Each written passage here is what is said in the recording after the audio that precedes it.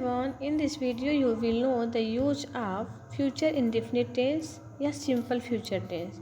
इस वीडियो में जानेंगे फ्यूचर इंडेफिनिट टेंस के बारे में या उसको सिंपल फ्यूचर टेंस भी बोलते हैं। सो लेट्स नो। तो पहले हम जानेंगे कि फ्यूचर इंडेफिनिट टेंस क्या है। तो भविष्य काल में कोई क्रिया होगी अथवा कर्ता कोई क्रिया करेगा, इस अर्थ को व्यक्त करने के लिए सामान्य भविष्य काल का प्रयोग होता है।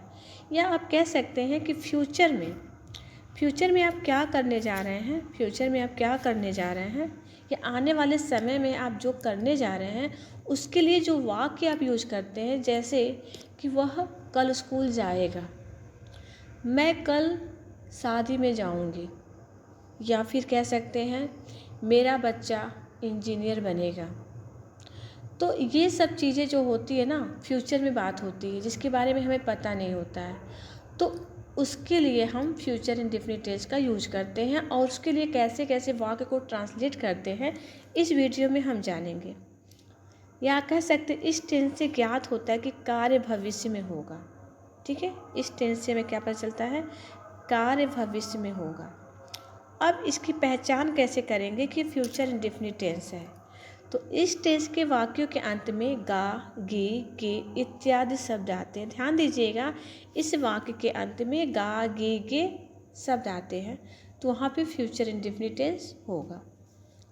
क्लियर। अब हम जानेंगे अफर्मेटिव सेंटेंस के साथ फ्यूचर इंडेफिनिट टेंस के बारे में। जैसा कि आपको पता है, हर टेंस में चारों सेंटेंस के साथ हम टेंस को पढ़ते हैं। जैसे अफर्मेटिव हो गया तो साधारण वाक्य, निगेटिव हो गया नकारात्मक वाक्य, एंड इंट्रोगेटिव हो गया तो प्रश्नवाचक वाक्य। तो हम जानेंगे अफर्मेटिव सेंटेंस में कैसे फार्मूला के थ्रू टेंस को ट्रांसलेट करते हैं, फ्यूचर इंडेफिनिट टेंस को ट्रांसलेट करते हैं।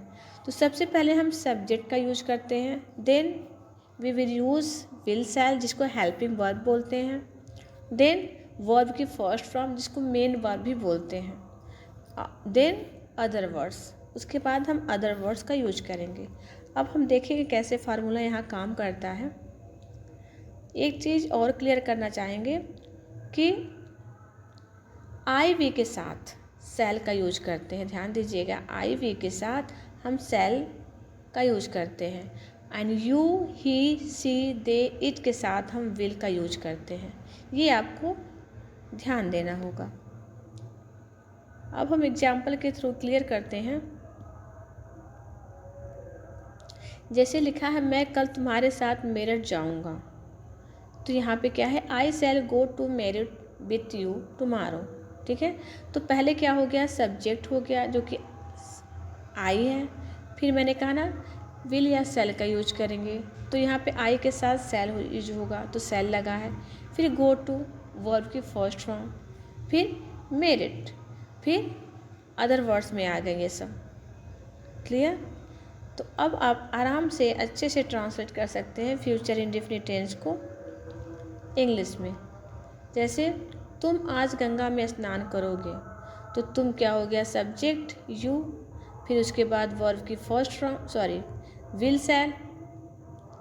तो यहाँ पे मैंने कहा था यू वी के साथ विल लगेगा, तो यहाँ विल लगा, फिर वर्ब की फर्स्ट फॉर्म टेक, तो सब्जेक्ट वर्ब की विल शैल, फिर वर्ब की फर्स्ट फॉर्म, फिर other words, you will take a bath in the Ganga, मैं उससे कल मिलूँगा, आई के साथ शैल लगता है, आई शैल वर्ब की first form, meet him tomorrow.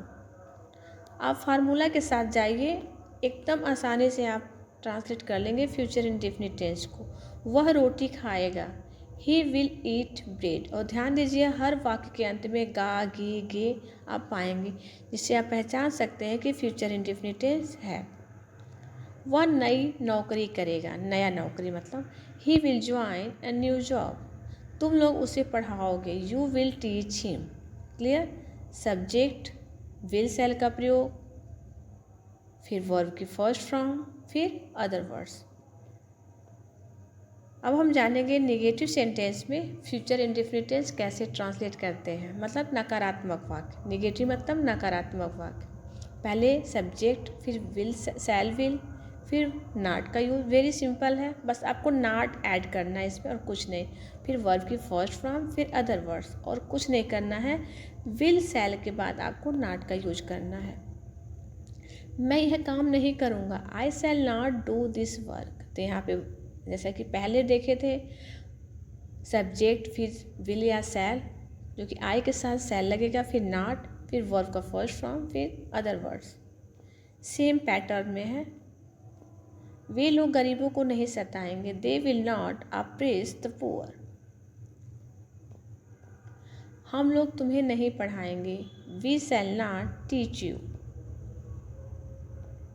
Very common, वह तुम्हारे साथ फिल्म नहीं देखेगी, she will not watch a movie with you. Now clear that how to translate negative sentence in future indefinite tense. अब हम आएंगे interrogative sentence में कि इंट्रोगेटिव सेंटेंस कैसे ट्रांसलेट करते हैं। तो पहले आपको बता दें, there are 2 types of interrogative sentence. Interrogative sentence 2 प्रकार के होते हैं।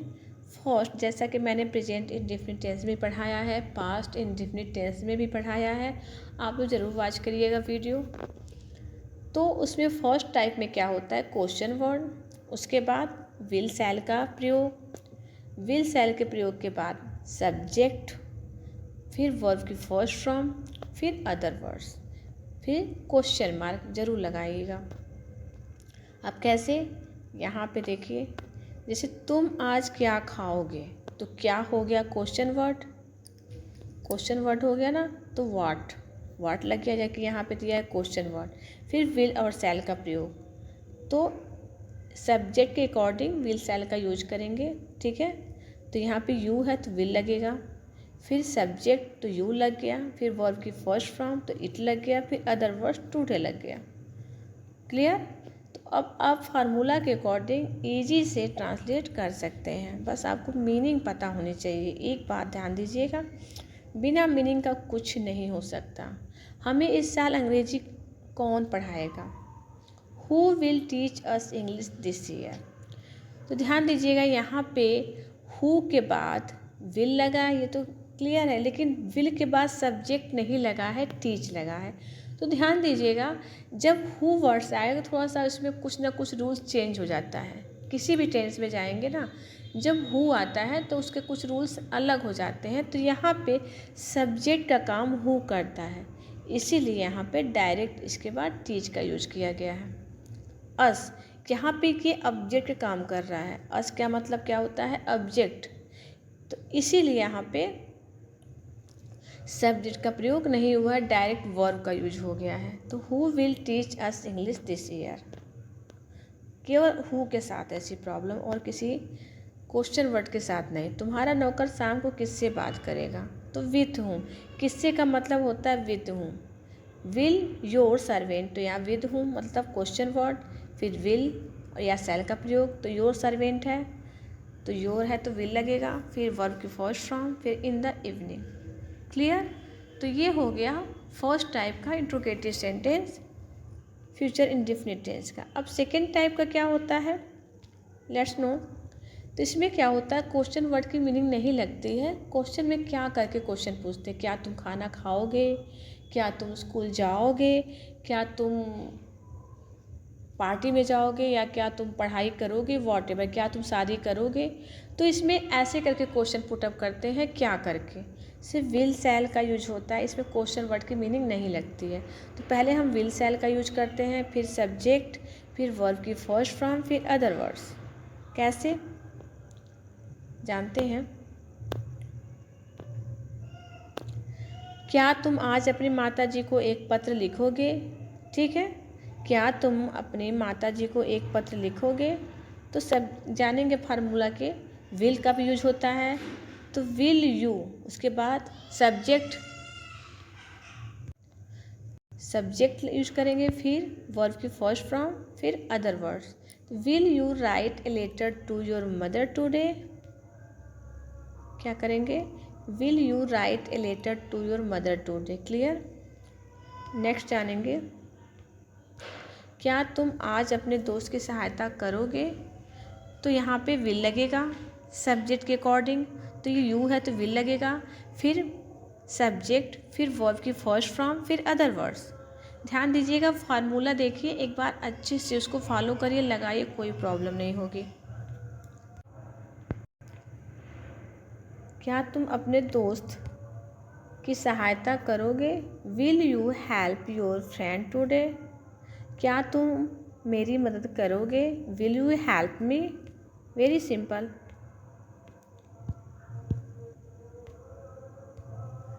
क्या आज वर्षा होगी?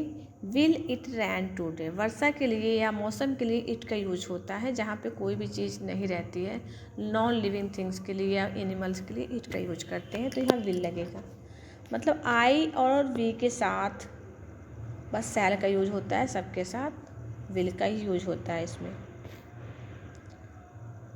अब हम जानेंगे इंट्रोगेटिव नेगेटिव सेंटेंस के बारे में जानेंगे।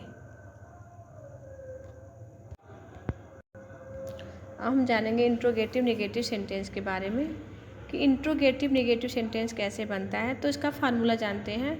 तो इंट्रोगेटिव नेगेटिव सेंटेंस में सब्जेक्ट के बाद नॉट का यूज करते हैं। कुछ नहीं करना है आपको, जहाँ भी सब्जेक्ट देखे वहाँ उसके बाद नॉट का यूज करिएगा। मैंने यहाँ पे एक एग्जाम्पल लिखा है, जैसे चपरासी कल घंटी क्यों नहीं बजाएगा, चाहे तुम कल स्कूल क्यों नहीं जाओगे, या तुम्हारी मम्मी तुम्हें क्यों नहीं पढ़ाएंगी, तुम अपना पाठ क्यों नहीं याद करोगे, what ever.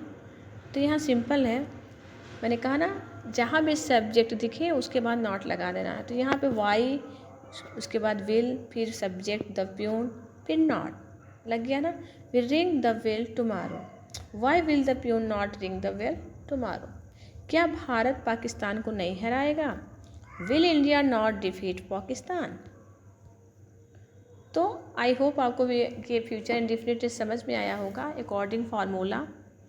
And now I will give you some sentence for practice, so let's know. Practice set दिया फ्यूचर इंडेफिनिट टेंस का, जो मैंने पढ़ाया है उसी बेस पे आप फार्मूला के अकॉर्डिंग ज़रूर ट्रांसलेट करिएगा। और इसका आंसर की हम नेक्स्ट वीडियो में लेकर आएंगे, मीन्स प्रेजेंट इंडेफिनिट टेंस के प्रेजेंट कंटिन्यूस टेंस के वीडियो में लेकर ज़रूर आएंगे। इसके बाद हम पढ़ाएंगे प्रेजेंट कंटिन्यूस टेंस, तो उसमें आपका इसका आंसर की ज़रूर लीजिएगा, देखिएगा। उसकी गाय दूध देगी, उनका अगले सप्ताह विवाह होगा, वह कल 10 साल का होगा, मुझे कुछ और पैसे लगेंगे, मैं तुम्हें अंग्रेजी पढ़ाऊँगा, मुख्यमंत्री त्यागपत्र नहीं देंगे। रिजाइन होता है त्यागपत्र का मीनिंग। मेरे दोस्त तुम्हें तंग नहीं करेंगे, तंग का होता है वेक्स, VEX। क्या वह तुम्हारी मदद करेगा? ये लड़के आज रात को क्या खाएंगे? क्या बच्चे मिठाई नहीं खाएंगे?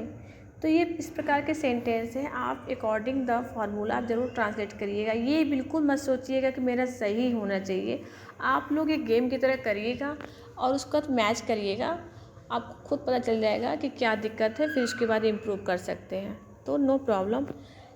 तो इसके बाद मैंने पास्ट इंडेफिनिट टेंस का आंसर की लेकर आया, जिसके पहले मैंने वीडियो डाला था पास्ट इंडेफिनिट टेंस का, जिससे मैंने उसमें भी प्रैक्टिस सेट के लिए कुछ दिए थे सेंटेंस, तो इसका मैंने आंसर की लेकर आई हूँ। उसमें दिया था मैंने 10 सेंटेंस, इसका आंसर की है। आप लोगों ने ट्रांसलेट किया होगा तो ज़रूर मैच कर लीजिए। मैंने रोटी खाई, तो इसमें सेकेंड फॉर्म लगता है आई एट ब्रेड, वर्ब का सेकेंड फॉर्म लगता है, अफर्मेटिव सेंटेंस है। उसने मेरी मदद की थी, ही हेल्प्ड मी। ही उसने का होता है मीनिंग ही, हेल्प करने का होता है मदद करने का मीनिंग होता है हेल्प, और मेरी का मतलब होता है मी। वह कल दिल्ली गया, he went to Delhi yesterday. यहाँ पे गो की जगह वेंट लगेगा क्योंकि वर्ब की सेकेंड फॉर्म वेंट होता है। हम लोगों ने एक कार खरीदी, वी बॉट ए कार। उसने मेरी कार बेच डाली, ही सोल्ड माई कार। मैं बाहर नहीं गया, I did not go out. तो यहाँ पे नॉट लग गया तो वर्ब का फर्स्ट फॉर्म आता है, डिड के साथ वर्ब की फर्स्ट फॉर्म लगता है। मैं तुम्हें नहीं जानता था, I did not know you. So thanks for watching. मैंने यहाँ पे कुछ वीडियो डाले थे उसके आंसर की मैं लेकर इसमें लाई हूँ।